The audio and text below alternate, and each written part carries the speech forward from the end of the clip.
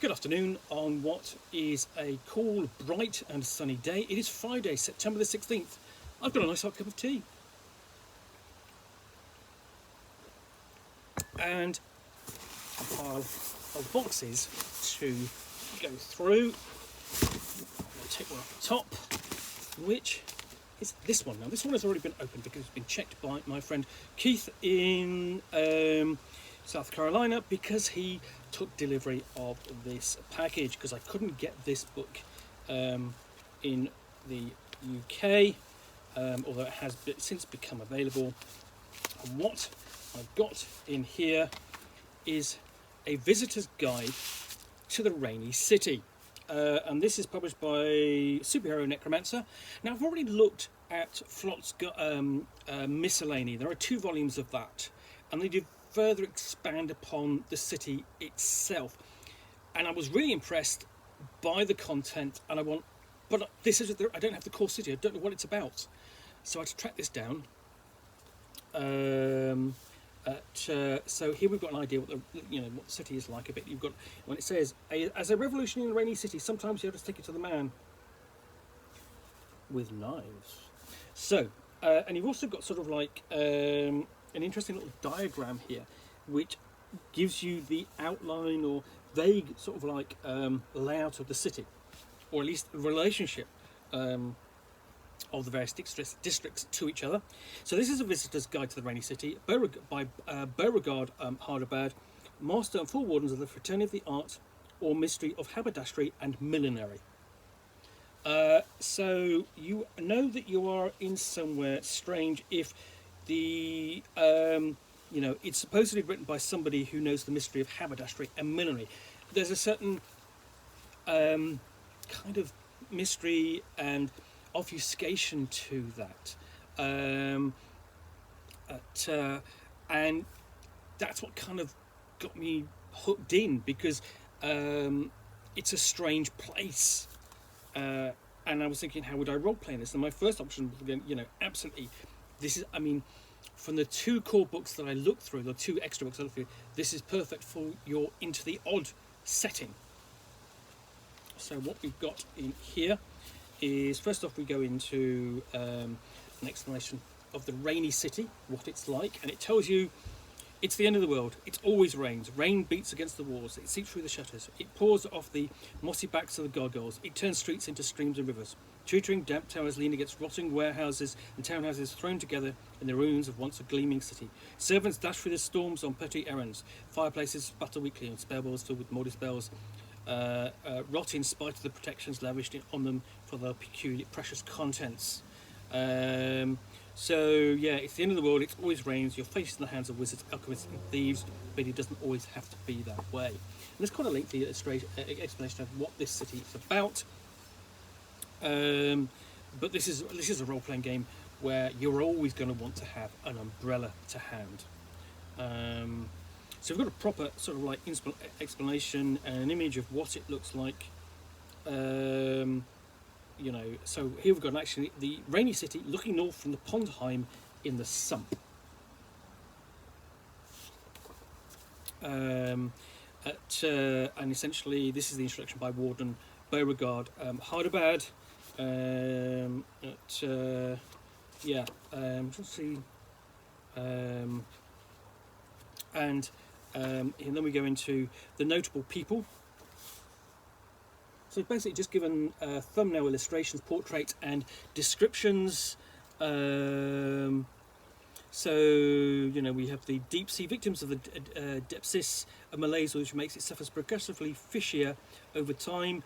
Deep seas can breathe both air and water, often serving as intermediaries in trade with the under harbour or joining fishing, sailing and salvage crews. So you have sort of like, there's an element of the sort of like the Lovecraftian there with the deep ones if you want it. Or you have the lava, fat white worms, legless, armless, the size of overlarge children, human faces, each led an evil life, and this is their punishment. They live under your floorboards and between your walls. Many wizards pay well for lavas, which they consume for magical energy. And then you have mind goblins, beardy little cave elves, The Mine Goblin Market can be found within the tunnels of the Silver Falls mine if they allow you to find it. They dig ceaselessly beneath the tower cliffs to some known end. Sometimes they come above to sell their toys and trinkets. So you've got the different factions and groups within the city. Just an overview before we get into sort of like the description. So you have like the different periods, the seasons, like the quiet, seasons of growth, molds and mildews, Bellringer's Day, Firelight, season of warmth, and the Molten Hand Festival. Midlight Night marks the middle of Firelight, Lantern Night, and so on. You've just got sort of like a sense of the year going on. In the description, you've got the rainy season, where you have the gentle exchange of the fish, before we get into the windy season. So you have a sense of progression throughout the year, and you even have a rainy season when it's raining even more. And then life in the rainy city looks at things like light, heat, food, and so on. I absolutely would be absolutely fascinating to really bring this to life in a role-playing game. And this is all systemless, so you can use whatever rules you want. So we have drinks, rare delicacies, pests, wild beasts, working beasts, speech, pets, hats. Hats. I don't have to tell you that the most important accessory in the city is a good hat. Umbrellas are of value, but we all know that the droll union of brolly factors rather overstates the merits. A hat will not become entangled unless you are too close, so close that you want it to be. Fantastic. It's just a sense of just importance, just that one piece of clothing.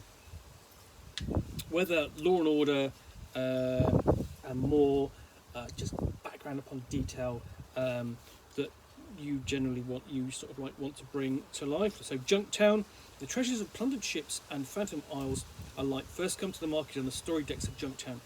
There is no better market in the city to find an enchanted or a cursed gift for a special someone.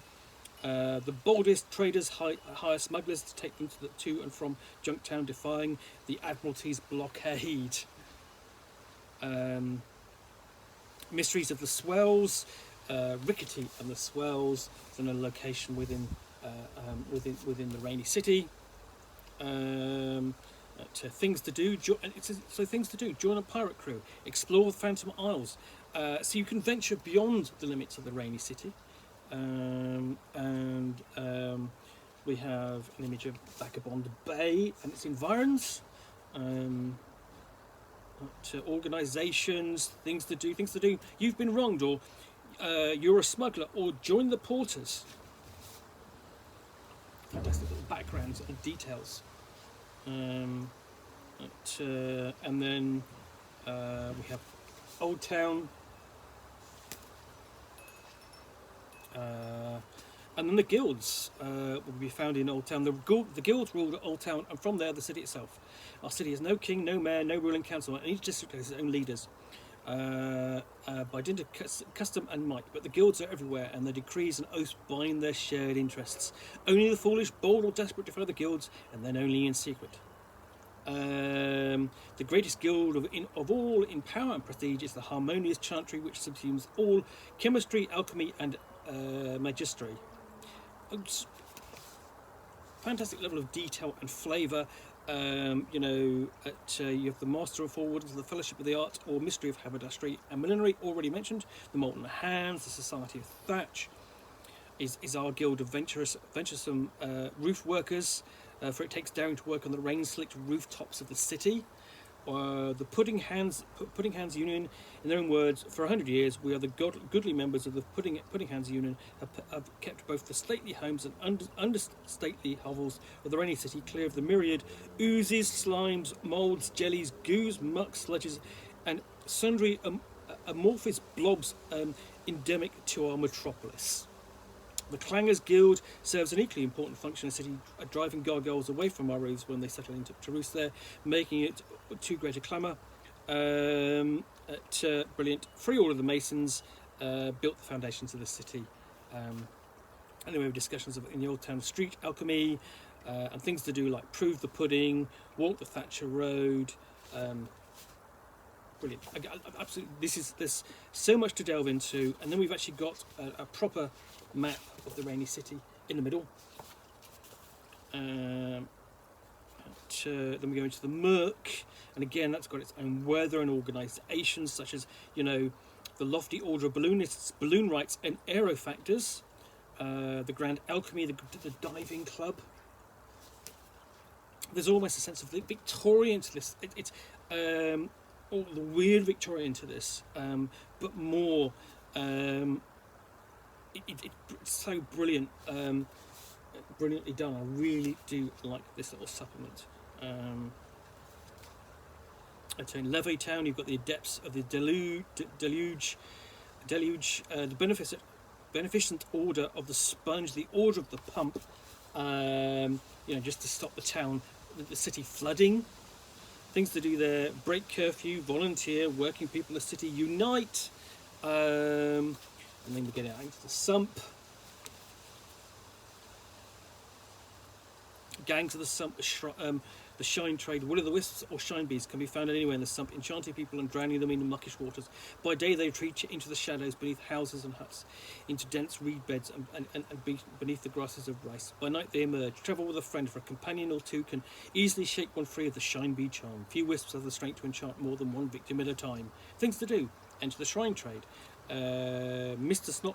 Snodpick's Barleysmith has a vision. Then we have the Midst, where you can find clubs: the Rainy Day Club, the Smokers Club, the Spouting Club of Old Stair Bay, the Surly Club. The Surly Club is devoted to avid disagreeableness. Things to do: found a Parliament. Embassy Row. So you've got literally, and that is, I actually thought that's actually a row. That's actually a row. That's fantastic. And we've got the Grand Emissaries, and other things to do here include the Vulgar Rich. You remember the Worshipful Company of Carpenters, and so on. Out onto the headlands. And then, well, you know, you've got things to do like you're a member of a salvage crew, or you're a selkie, or join the annual rainy season cattlefish drive. Up onto the Tower Cliffs, where you'll find the Crumble, the least prestigious neighbourhood in the district, for its crumbling and falling into the sea bit by bit. Once a prosperous place where the great iambic pentacular had its tower, it fell into the sea some years ago when the mind goblins dug too deep beneath it and something bad came out. Very bad. Now it houses some poorer wizard towers and is just more renowned as a place for adventurous sorts to engage in wizardly salvage operations, daring the dungeons and caves that once served as a wizard's vault but now split open to anywhere who would dare the descent. And then you've got a description of the wizards of the tower, of the Tower Cliffs, and things to do. Colloquium is upon us. You're a member of the Ascendant Association of Astrologists and Astronavigators, or Auric the Potent needs your help. And then we've got potential patrons. For example, let's have a look. Snodwick Barleysmith, Esquire, Levittown solicitor with a vision, the Grand Sump Pleasure Guards. You help him procure and pacify the site. He will help you with your little legal problem. Or Agar Yaminu, the Candeve, Elder Wizard, Awakener of Gargoyles. His past is a broken mirror. He may yet piece it together, but needs your help gathering the artifacts that hold his memories. And then we have an encounter with the Sandestine at the very end, a kind of nod to the dying earth. This packs a lot of ideas and setting material in really quite a few pages. There's an awful lot here to play with, to really bring alive, and for your players and the characters to interact with. You definitely want them to all play interesting characters and have motivations and links to these groups, and be wearing the most interesting of hats. So yes, that's the Visitor's Guide to the Rainy City. I'm looking forward to doing a review of this, and then I'll be able to do a review of the expansions. But I'd love to be able to visit this and explore it in a role-playing game myself. Absolutely brilliant. So yeah, that's a Visitor's Guide to the Rainy City. which is, so look, published by Superhero Necromancer, and it's created by and written by Rich Forrest. So yeah, anyway, I hope you have enjoyed this unboxing in the Nook. If you have, please do click on the like button down below, and of course, if you've got any comments or feedback, I appreciate you taking the time to post those. And lastly, if you want to be alerted to yet more unboxings in the Nook, where you will see me out here with a parcel containing a book or a game, which I will unbox and chat about to the best extent of my knowledge for roughly 10 minutes or so, all of course accompanied by a nice hot cup of tea,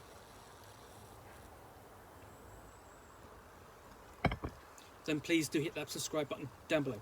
In the meantime, thanks again for watching another unboxing in the Nook. Thanks again to Keith for taking delivery of this and then passing it on to me. And I will be back again soon with another unboxing in the Nook. Bye for now.